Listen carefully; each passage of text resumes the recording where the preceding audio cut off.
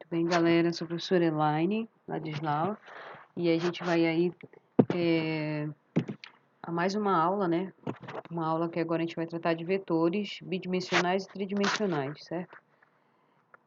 E essa aula ela compõe aí uma das primeiras aulas de álgebra linear ou análise vetorial que também tem a mesma ementa logo no início. Então, vamos verificar aí o conceito de vetores, né? Bem, primeiramente o vetor ele é um segmento de reta orientado que possui três coisas fundamentais, que é comprimento, direção e sentido, certo? Então, por isso que o vetor ele é tão utilizado em física, até mesmo em química e na matemática também tem grande valor a parte de vetores, certo? E uma das coisas mais importantes de vetores é que o vetor ele possui uma propriedade muito importante que é chamada propriedade de equipolência. Essa propriedade faz com que o vetor que esteja situado em qualquer lugar no espaço, né, no nosso espaço que a gente está trabalhando, no nosso sistema de coordenadas, ele possa ser trazido para a origem, né? Então, a qualquer momento eu posso arrastar ele e aí, com essa propriedade, eu consigo arrastar o vetor e continuar sendo o mesmo, porque ele vai continuar tendo o mesmo comprimento, vai ter a mesma direção e o mesmo sentido. Então, isso aqui é, na verdade, a facilidade de trabalhar com vetores, certo? Porque você pode estar arrastando esse vetor para qualquer lugar do espaço e ele continuar sendo o mesmo, certo? Então, vamos verificar aí alguns exemplos. Por exemplo, esse vetor aqui, U, né? Tá faltando uma setinha aqui em cima, mas depende de cada livro. Mas, em geral, o vetor aqui, ele aparece com uma indicação de uma letra minúscula, né? Uma setinha em cima para indicar que é vetor, tá? Igual, e aí você vem com as coordenadas, que pode ser na forma matricial ou pode ser na forma entre parênteses, né? Como se fossem as coordenadas mesmo. Então, aqui nesse caso, o x é igual a 1 e o y igual a 2. Então, você vai colocar esse ponto no plano, né? X igual a 1, y igual a 2, vai dar esse ponto, né? Então, aqui nesse caso, a gente tem uma condição aqui do vetor está na origem. Quando ele vem só em coordenadas, então a gente já sabe que ele vem da origem do sistema e a gente vai ligar até esse pontinho e vai dar essa direção e esse sentido aqui, ok? Então, aqui nossa indicação do nosso vetor, ok? E se ele, no caso, estiver no espaço tridimensional, você vai ter só mais um trabalho. Aqui você vai trabalhar com três eixos, certo? X, o Y e o Z, certo? Aqui nesse caso o Z, ele vai denotar como se fosse a altura, tá? Então aqui 1, 2 seria a projeção do vetor no plano x, y, então fica muito mais fácil você primeiro plotar a projeção do vetor embaixo, certo? E depois você dá a altura para esse vetor, certo? Então aqui se a gente perceber, se a gente plotar esse vetor aqui no chão, se ele caísse aqui, ele ia dar esse vetor aqui 1, 2, certo? Então tem um vetorzinho bem aqui, ó. Certo? Um vetor projeção, e aí você dá a altura para ele, e ele vem parar bem aqui, nesse ponto. 1, 2, 3. E aí você vem da origem até esse ponto e marca a posição desse vetor no espaço, tá? Só um timezinho aqui que a gente vai dar, a gente vai utilizar aqui o GeoGebra, tá? Vocês já devem estar mais familiarizado agora, né? Nesse momento, o GeoGebra Classic 5. Então, aqui para você conseguir enxergar o vetor aqui, a gente vai utilizar o próprio nome, vetor. Ele já vai te dar aqui as opções, ó. E aí você pega essa primeira aqui e só vai dizer qual é o ponto que você está querendo. Por exemplo, esse que a gente acabou de marcar, né? Vetor 1, o ponto 1, 2. Então, ele já vai marcar aqui no espaço, já vai dar a indicação aqui do nome do vetor, que a gente chamou aqui U, certo? E aqui as coordenadas 1 e 2, colocou o ponto e depois veio da origem até esse ponto, formando o nosso vetor 1, certo? Para exibir um vetor no R3, a gente vem aqui, ó, nessa barra de atalho aqui, exibir, e você vai colocar aqui a janela de visualização 3D, ou pode ser Ctrl Shift 3, que ele também vai abrir uma outra janela de visualização aqui. Eu vou só trocar de lugar.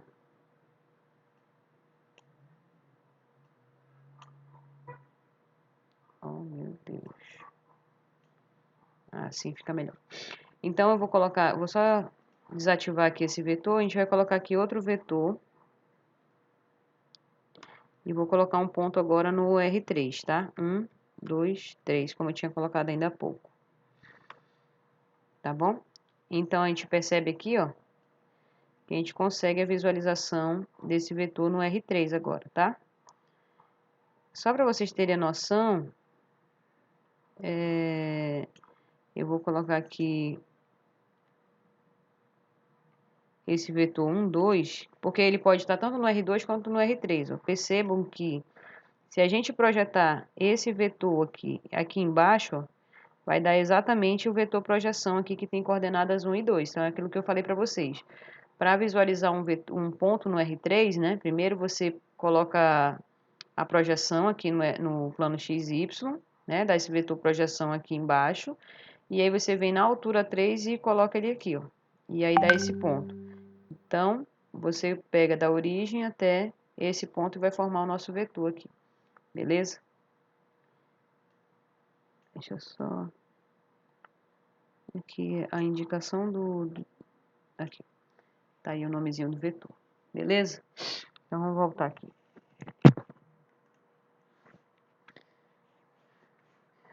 Então, todo mundo já entendeu como é que coloca o vetor no GeoGebra. Bem simples, bem fácil. Tem outras maneiras também, vocês podem estar pesquisando, tá bom? Mas a maneira mais fácil de fazer é utilizar essa opção aí de vetor e só colocar as coordenadas do ponto, isso se o vetor for plotado na origem, né? Se começar na origem. Muito bem, a representação gráfica, como vocês já devem ter observado, a gente tem duas maneiras, tá? Uma é na origem do sistema, que aí o vetor já vem com a indicação aqui, você vai dar um nome para o vetor, a setinha em cima, né? Em geral, nos livros vocês vão ver essa nomenclatura aqui. Vetor igual e as coordenadas aqui do nosso vetor. A rigor, isso aqui seria, você plota o ponto no espaço, né, tridimensional, e vem da origem até esse ponto e marca o nosso vetor, tá? Então, sempre que o vetor vier só em coordenadas aqui, já, direto, você já sabe que o vetor vai começar na origem do sistema, tá bom? E aí você pode também ter outra maneira que é dado por dois pontos. Então, o vetor vai vir indicado da seguinte maneira. A indicação do nosso vetor, o nome, né, com a setinha, e aí você vai indicar, começa no ponto A e termina no ponto B, e a indicação aqui da seta para dizer que começa no ponto A e termina no ponto B. E aí logo em seguida você vem com as coordenadas do ponto, tá? Ponto A de coordenadas 1, 2 e o ponto B de coordenadas 3, 4. Perceba que a diferença, pessoal, que quando a gente está tratando de vetor, a gente usa a igualdade aqui, tá? E quando a gente está tratando de ponto, a gente não utiliza a igualdade, exatamente para a gente fazer uma diferença, porque como, assim, olhando, parecendo a mesma nomenclatura, tanto do ponto quanto do vetor, mas a gente tenta tirar aqui a igualdade do ponto para a gente conseguir, então, uma melhor visualização, ponto e vetor, ok? Então, só para a gente perceber aqui que a gente pode converter utilizando aquela propriedade de equipolência.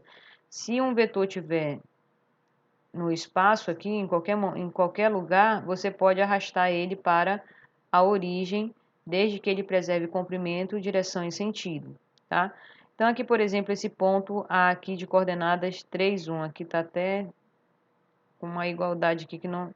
Assim, uma coisa muito importante, no GeoGebra, vamos voltar aqui no GeoGebra, infelizmente o GeoGebra ele não faz a distinção de vetor e ponto, tá? Então aqui o que você vai fazer? Você vai utilizar as letras maiúsculas para indicar ponto, e aí vem as coordenadas desse ponto, por exemplo, 1 e 2, ok? E o ponto B aqui, por exemplo, de coordenadas 3 e 4. Tá? Então, infelizmente, ele utiliza a igualdade mesmo para ponto, tá? E por isso que ficou ali no slide o igual. Porque aqui no GeoGebra ele não faz distinção. Aqui, pessoal, ó, tem reta, nesse terceiro botãozinho aqui, tem a reta, tem segmento e tem vetor. Então, esse vetor a gente vai falar que vai começar no ponto A e vai terminar no ponto B. E aí ele já te dá o vetor aqui, as coordenadas tudinho bonitinho, tá? Lembrando que se a gente quisesse arrastar esse vetor para a origem, como que a gente faria? Bem, para fazer isso, a gente utiliza essa conversão, tá? Como o vetor começa no ponto A e termina no ponto B, a gente vai fazer essa diferença aqui entre pontos, tá? Então, vai ser ponto final menos o ponto inicial. Quando você fizer isso, né, fazendo aqui a diferença de pontos, né, 4 menos 3 dá 1, 3 menos 1 dá 2. Então, se você plotar esse vetor aqui, 1, 2, iniciando na origem, vai representar o mesmo vetor. Então, o e W aqui são equivalentes, tá? Eles têm, na verdade, representam o mesmo vetor, beleza? Então, dessa forma que a gente vai sempre converter um vetor no espaço, pode trazer ele para a origem dessa maneira, fazendo essa diferença entre pontos. Ponto final menos ponto inicial, ok? E aí, o que que acontece? A gente consegue, então, uma praticidade na hora de fazer os cálculos quando o vetor está na origem, beleza?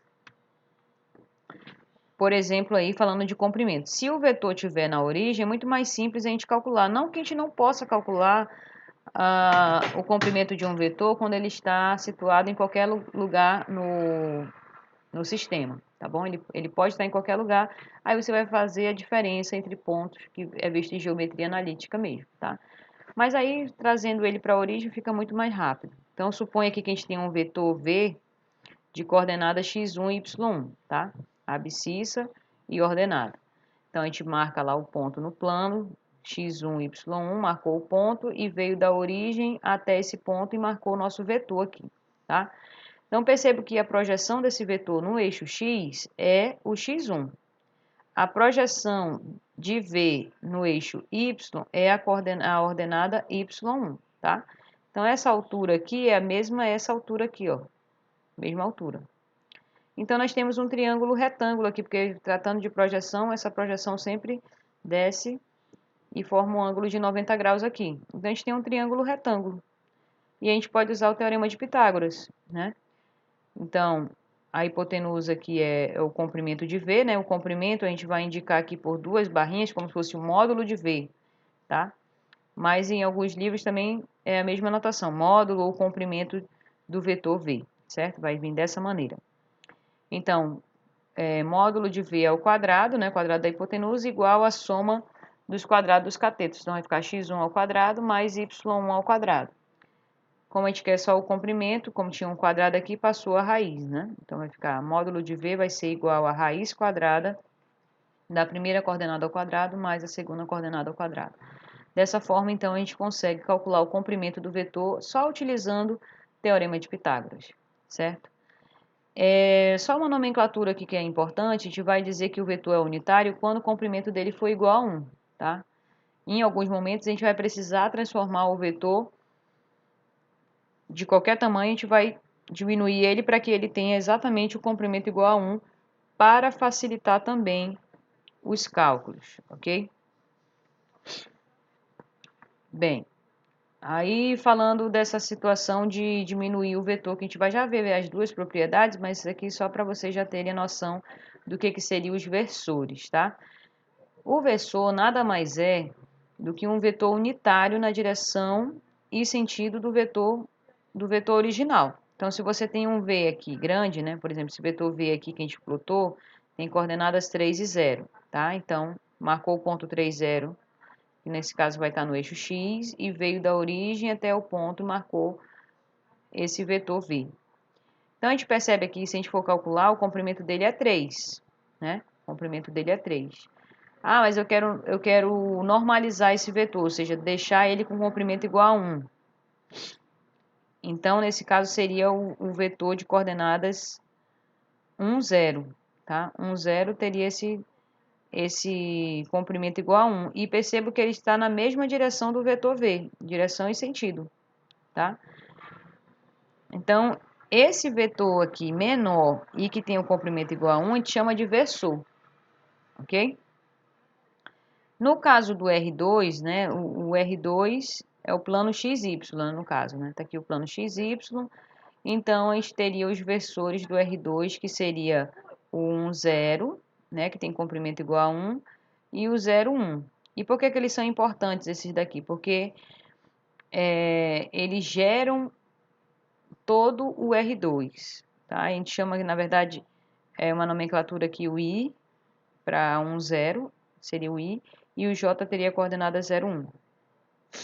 Esses seriam os versores do R2, tá? Que formam a base canônica do R2, ok? Em álgebra linear 2, vocês vão saber mais informações sobre esses versores, esses vetores que geram a base de um espaço vetorial, tá? Não falei aqui, mas quem seriam os vetores que formariam a base canônica do R3, né? Se a gente tivesse aqui o R3, vamos só pegar aqui, deixa eu desativar esses elementos. No caso do R3 aqui, ó, certo? Do R3, quem seriam esses versores? Não sei por que esse vetor ainda está aparecendo. Então, seria o vetor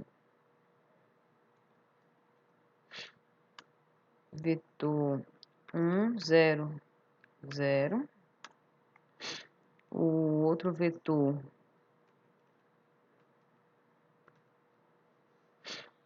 0, 0, 1, 0. Opa.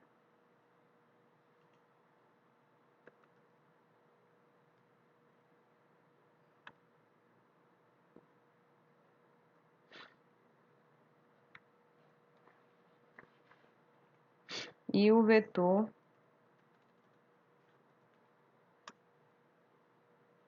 0, 0, 1.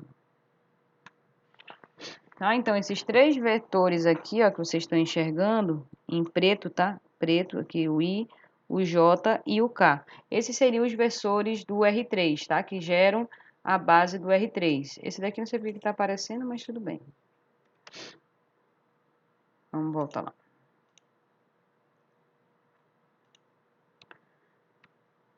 Muito bem. Então, tendo a noção desse comportamento do vetor, a gente consegue, então, fazer as operações vetoriais triviais, tá? Porque a gente tem outras operações aí que a gente ainda vai ver com vetores. Então, nesse caso aqui, a gente vai trabalhar com a adição de vetores e multiplicação por um escalar, ok?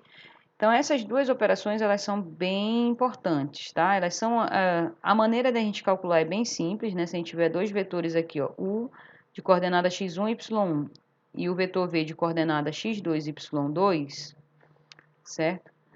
A gente vai definir aqui a operação soma de vetores, tá? Estou somando dois vetores. Então, como que a gente vai fazer? Vai somar coordenada a coordenada, tá? Então, primeira coordenada com a primeira coordenada vai ficar x1 mais x2.